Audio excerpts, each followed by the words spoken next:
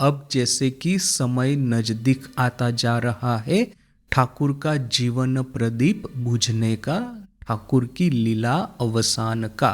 तो ठाकुर ने ऑलरेडी अपने लीला अवसान के बारे में, अपनी महासमाधि के बारे में कुछ कुछ संज्ञाएं दे करके रखी है, कुछ कुछ साइन दे करके रखी है कि हाँ यह जब आपको देखने को मिलेगा तब समझ लेना कि अब यह देह पृथ्वी पे ज़्यादा रहने वाला नहीं। तो 3 जो लक्षण थे ठाकुर ने जो कहे थे वो पहले से ही दक्षिणेश्वर छोड़ करके काशीपुर आने से पहले ही ये 3 लक्षण मिल चुके थे। सर्वप्रथम तो था, ठाकुर कहते हैं जिस तिस के हाथ से मैं खाऊंगा, एक लक्षण है। दूसरा है कि कलकत्ता में रात्रि निवास करूंगा, और तीसरा लक्षण है अपने खुद के आहार का अग्रभाग जब मैं और किसी को देके खाऊंगा। ये 3 लक्षण जब देखते हैं तो समझ लेना कि अभी लीला अवसान की ओर देह जाना शुरू हो चुका है। और देखिए कि इन तीनों के पीछे में एक कॉमन थीम क्या है। एक तो है कि भारतीय सनातन संस्कृति का एक बहुत ही इम्पोर्टेंट कोर कंपोनेंट है कि ईश्वर सत्य है, जगत मिथ्या है।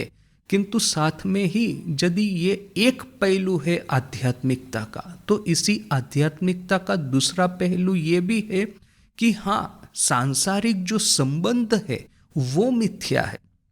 मैं किसी व्यक्ति के साथ में काम का लोभ रख करके उसके साथ में संबंध बनाता हूं तो वो संबंध मिथ्या है। मैं यदि किसी वस्तु के प्रति धन का लोभ रख करके उस वस्तु के प्रति मेरा आकर्षण होता है तो वो संबंध उस वस्तु के साथ वो मिथ्या है। तो ये जितने भी सांसारिक मेरी कामना वासना से प्रकट हुए संबंध जितने हैं वो मिथ्या अवश्य है, किंतु जिसके साथ में मैं संबंध रख रहा हूं वे लोग मिथ्या नहीं है। वे लोग वही ईश्वर या तो वही ब्रह्मन की एक एक किरण मात्र है, सच्चिदानंद समुंदर की एक एक लहर ही है। तो फिर जैसे कि अविद्या का संसार और यहाँ पे विद्या का संसार, ये हमारी जर्नी है। ये सिर्फ सांसारिक संबंधों का त्याग करके वैराग्य की ओर सिर्फ हमारी जर्नी नहीं जाती, हमारी जर्नी इससे भी लंबी है। हमारी जर्नी, हमारी आध्यात्मिक यात्रा हमको कहती है कि जिस तरह से अविद्या के संसार से दूर जाते हो, किंतु सिर्फ ये इनफ नहीं है, विद्या का संसार करना होगा। मैं घर छोड़ देता हूँ यदि मेरे पे वैराग्य का आवेश हुआ है तो घर त्याग करना उचित है, किंतु घर त्याग करके मैं कहाँ जाऊँगा? अरण्य में जाऊंगा, वन में जाऊंगा, हिमालय में किसी आश्रम में जाकर के साधना करूंगा, नर्मदा किनारे किसी कुटिया में बैठ करके वहां पे मैं तपस्या करूंगा।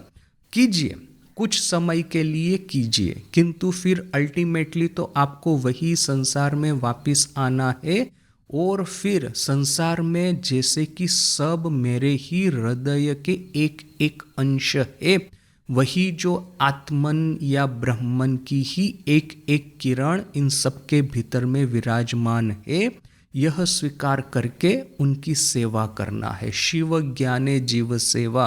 और देखिए, ये जो हिस्टोरियन आर्नोल्ड टोयनबी, मैंने उसके बारे में पहले भी 1-2 बार बात की है। उसका ये जो थीसिस है, उसने एक सेमिनल स्टडी किया है और वो किताब सीरीज ऑफ बुक्स लिखी है। उसमें वो है उसका स्टडी ऑफ हिस्ट्री, इस नाम से उसकी पूरी सीरीज ऑफ बुक्स है। तो उसमें उसने ये थीसिस डेवलप की है कि कोई भी संत महापुरुष होते हैं, जैसे कि वो जीसस का ही उदाहरण देता है, तो क्या है कि इनके जीवन में एक सेट पैटर्न रहती है। वो सेट पैटर्न क्या है कि रिट्रीट एंड रिटर्न। क्या रिट्रीट अर्थात कि जगत को छोड़ करके कहीं अरण्य में, कहीं पे रण मरुभूमि में, जैसे कि जीसस थे तो डेजर्ट में गए थे, मरुभूमि में गए थे ईश्वरीय चिंतन करने के लिए। किंतु एक बार इस चिंतन की परिसमाप्ति हो जाती है, एक बार इस चिंतन का एक फल प्राप्त होता है, आध्यात्मिक कुछ उपलब्धि होती है, तब यही महापुरुष रिटर्न होते हैं। पहले तो किया रिट्रीट डेजर्ट में जाकर के, और फिर वहाँ से आए वापिस, यानी कि हुआ रिटर्न। ये रिटर्न हुए, फिर वही गैलीली, वही ये पैलेस्टाइन में चारों ओर घूमते घूमते उन्होंने वही जो संदेश उनको प्राप्त हुआ था मरुभूमि में, वही संदेश उन्होंने सबको कह के बताया। देखिए, भारत के जितने भी संत है, ये चैतन्य महाप्रभु जैसे कि एक उदाहरण है हमारे सामने, उज्जवल उदाहरण। ये किस तरह से हरिनाम की लूट करते करते उन्होंने नगर कीर्तन वगैरह किया था। तो यहाँ पे श्री रामकृष्ण का जीवन भी इसी तरह से रिट्रीट एंड रिटर्न, इस थियरी को, इस पैटर्न को फॉलो करता है। रिट्रीट अर्थात कि एक समय था कि जब ठाकुर प्रथम दक्षिणेश्वर काली मंदिर में आए थे और फिर उन्होंने ईश्वर साधना को ही सर्वस्व मान करके अपना पूरा देह मन प्राण उसमें अर्पित कर दिया था। कैसे एक के बाद एक उन्होंने साधन पद्धतियों का इस्तेमाल किया, और कैसे एक के बाद एक दर्शन की भरमार जैसे कि उनके जीवन में लग गई। तो ठाकुर ने ये जो उस समय बहुत अल्प लोगों के साथ में ही ठाकुर का वार्तालाप होता था, किंतु एक बार जब निर्विकल्प समाधि प्राप्त हुई, ठाकुर 6 महीना निर्विकल्प समाधि में थे, उस समय देह त्याग की पूरी संभावना थी। ऐसा पॉसिबल था कि रिट्रीट करने के बाद में रिट्रीट में ही फिर उनका जीवन समाप्त हो जाए, किंतु ऐसा नहीं हो करके ठाकुर के जीवन में 2-3 घटनाएं हैं। एक तो जब जड़ समाधि ठाकुर को हुई थी, उस समय एक साधु ने आकर के, जड़ समाधि होने वाली थी किंतु जड़ समाधि नहीं हो करके, बिकॉज कि ये हलधारी है, हलधारी ने ठाकुर को श्राप दिया था कि तुम्हारे मुंह से रक्त निकलेगा। क्यों श्राप दिया था? हलधारी जो है और किसी स्त्री के साथ में कुछ न कुछ वो ये करता रहता था, तांत्रिक साधनाएं।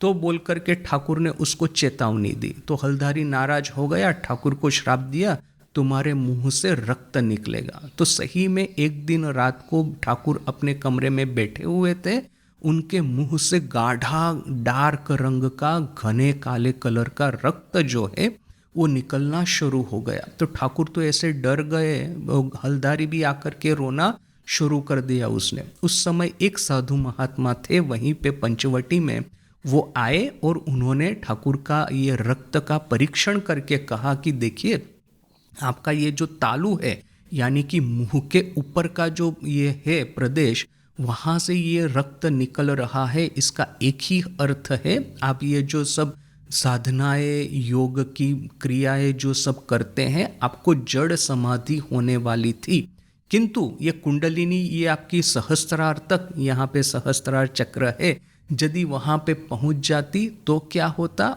आपका मृत्यु निश्चित था। किंतु ये कुंडलिनी शक्ति आपके सहस्रार तक नहीं पहुँच के आपके मुंह के माध्यम से, मुंह से रक्त के माध्यम से जो बाहर आ गई है, इसका अर्थ यही है कि आपको जड़ समाधि होगी नहीं, आपका देह जो है टिक जाएगा।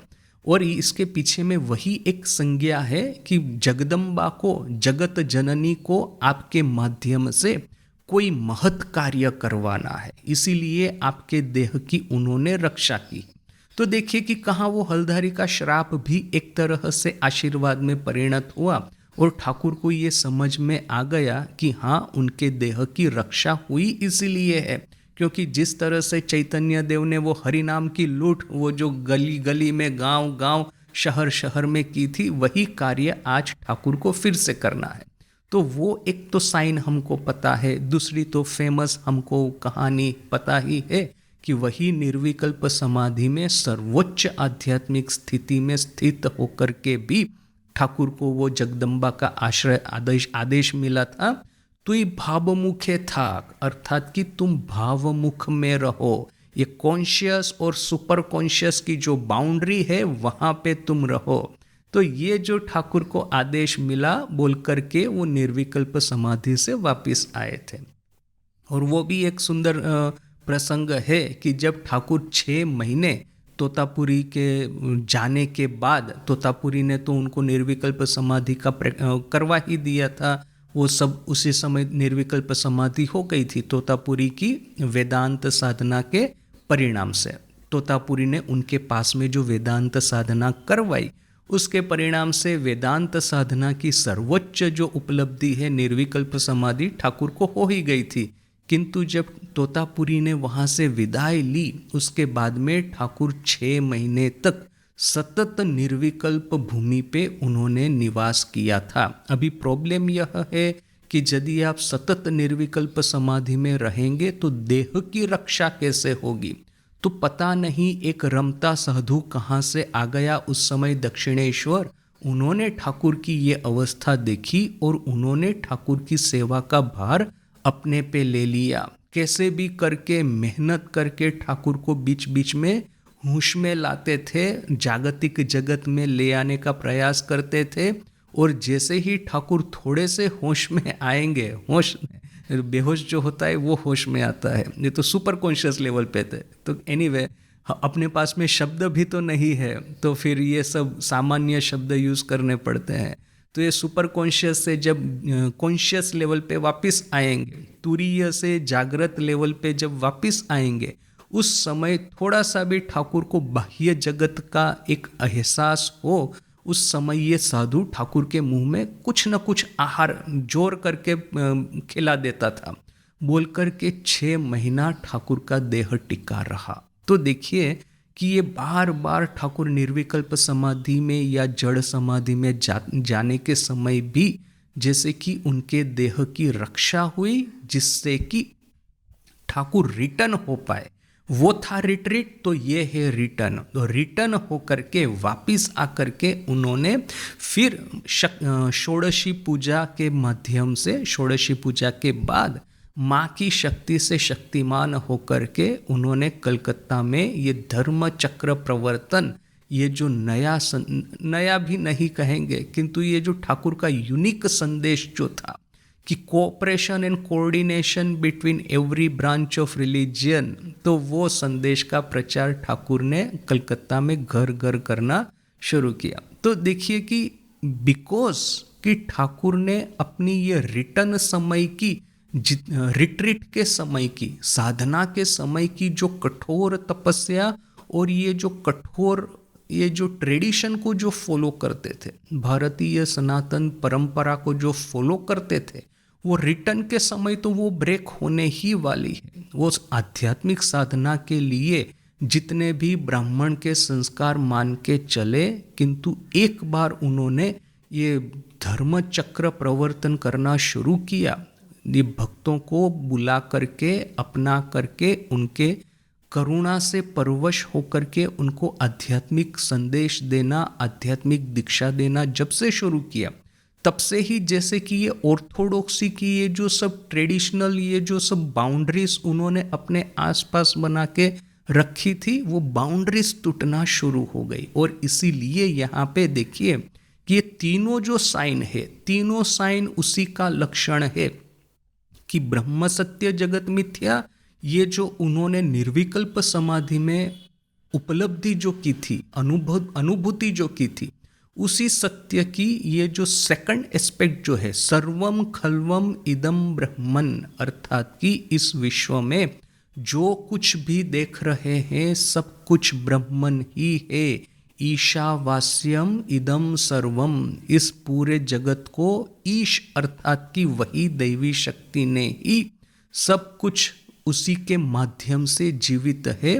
तेन त्यक्तेन भुंजित, अर्थात कि इनके साथ में ये जो मिथ्या संबंध जो है हमारे जगत के साथ में, काम कांचन का संबंध, राग द्वेष का संबंध, वो संबंध का त्याग करके उसको भोगना है।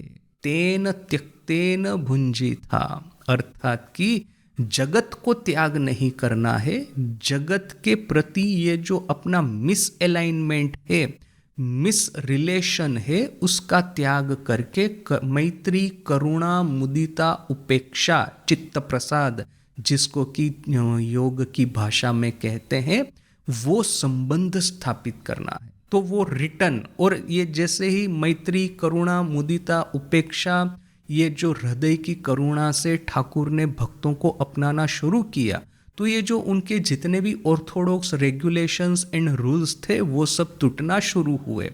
और इसी ये रूल्स को टूटना ही यहाँ पे 3 लक्षण के रूप में बताया गया है कि ठाकुर जिस तिस के हाथ से खाएंगे। यानी कि पहले तो जब साधना करते थे रिटर्न मोड में, रिट्रीट मोड में जब वो थे, उस समय ब्राह्मण के द्वारा पकाया हुआ अन्न ही खाएंगे। किंतु एक बार ये रिटर्न मोड में आ गए, जगत में धर्मचक्र प्रवर्तन करने को जब वापस आए, सभी के भीतर में वही ब्राह्मण ही है यह वो स्पष्ट देखने लगे। तब कौन ब्राह्मण, कौन शूद्र, कौन चंडाल, कौन ये बागदी, कौन डोम, यह सब जो भेदभाव थे वो धीरे धीरे करके अदृश्य होने लगे। बोल करके जिस तिस के हाथ से खाते थे, अन्न सबके वहां पे नहीं खाते थे। जैसे कल भी हमने देखा, अन्न सिर्फ बलराम बाबू का ही ग्रहण करते थे क्योंकि उनकी जगन्नाथ की सेवा थी बोल करके।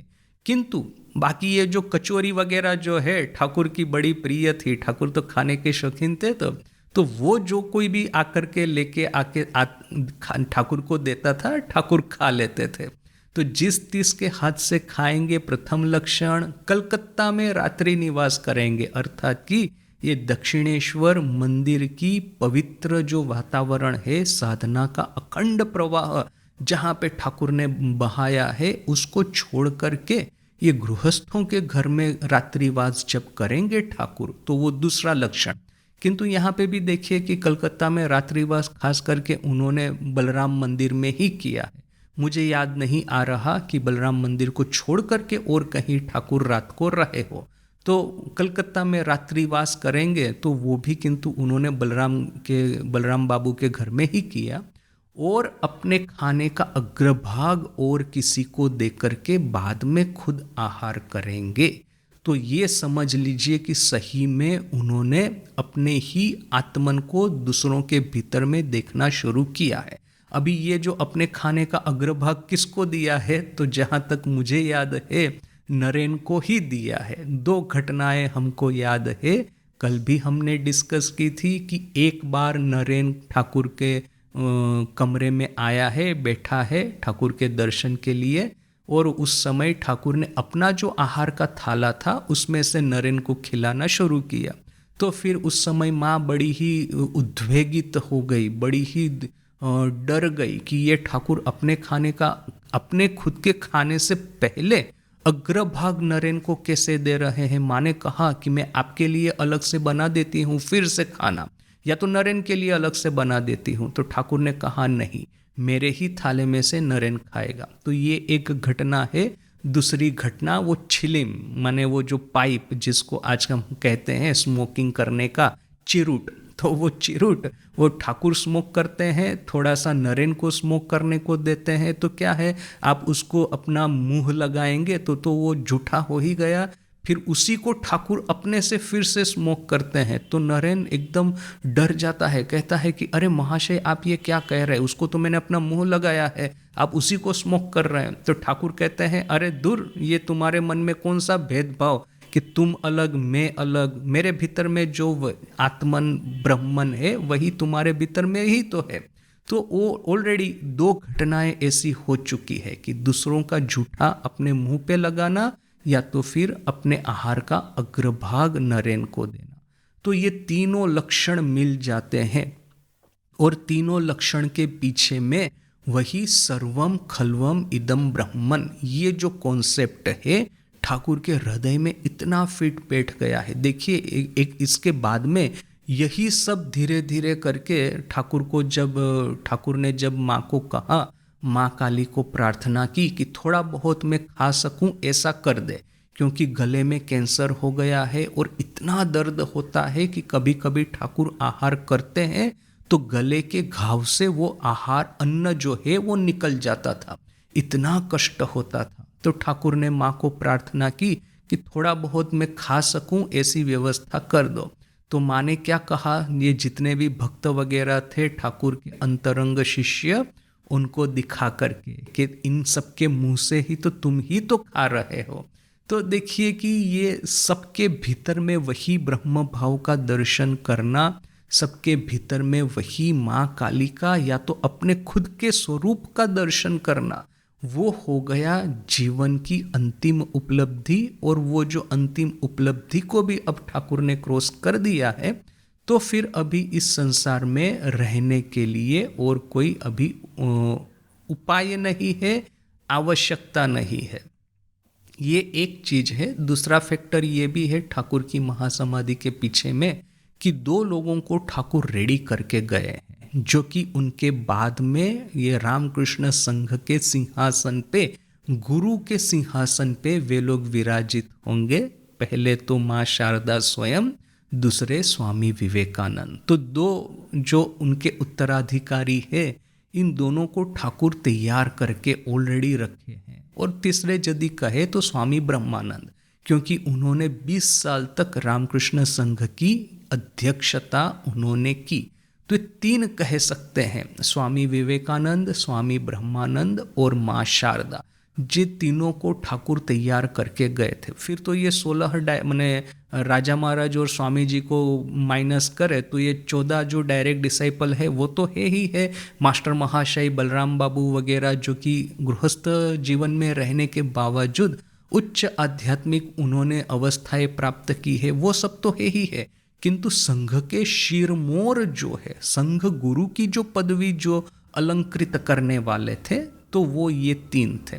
स्वामी जी ऐसे ऑफिशियली या तो कहेंगे कि मतलब फॉर्मली संघ गुरु नहीं थे, किंतु स्वामी जी की लीडरशिप कितनी इम्पोर्टेंट थी वो तो हम सबको पता ही है। तो देखिए कि ये जो तीनों लक्षण मिल जाते हैं, इसका अर्थ है कि सबको पता चल गया है कि ठाकुर अभी अपना देह त्याग करने वाले हैं।